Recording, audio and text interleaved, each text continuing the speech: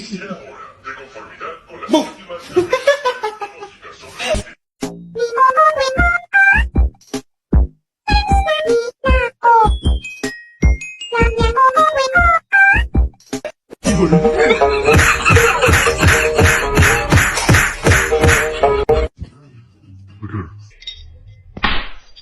Okay.